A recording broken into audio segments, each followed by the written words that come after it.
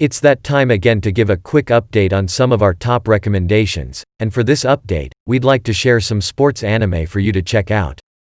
The sports genre is rather unique and there's an anime for almost any sport you can think of, and that in itself helps anime spread its appeal.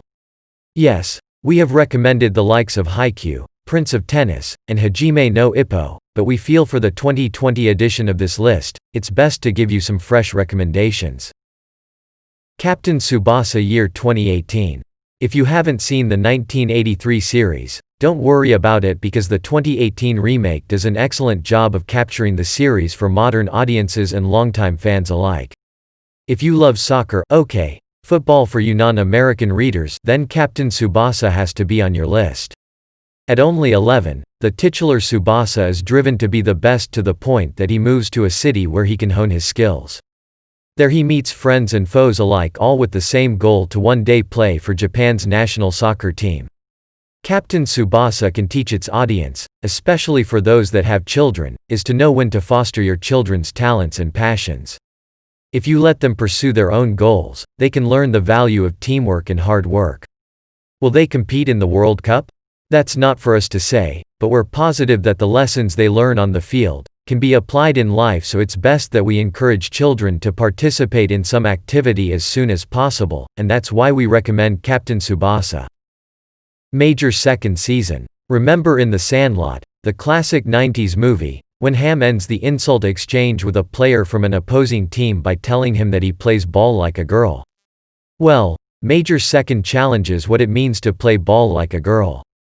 What makes Major Second a great recommendation is that it challenges not just the rules of who can play baseball, but Japan's traditional hierarchy system, as a bunch of ladies button up their uniforms and put on some gloves showing that they can play with the boys, and not in a league of their own. If present Prime Minister Shinzo Abe truly cares about female inclusion, then he better watch Major Second to know how to do it. As crazy as it sounds, women aren't allowed to be on the field of the Kushian, where Japanese teenage baseball players have their World Series. We're not talking fiction, but fact.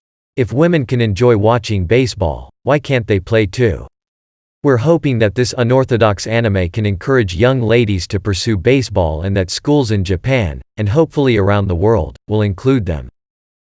All Out. Considering rugby as non-existent to American audiences, we can assume that All Out is one of their few exposures to it. The series does an excellent job of educating its viewers regarding the sport, and it has a unique cast of characters. The most educational aspect of All Out is that it teaches the audience and its characters that there's a difference between working hard and working smart. Before Kanagawa High School got a coach, they worked until they couldn't walk.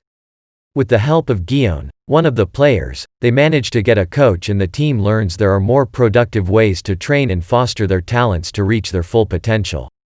The greatest thing viewers can get from All Out is that you shouldn't be afraid to ask for help. If, when you do, it can lead to greater things.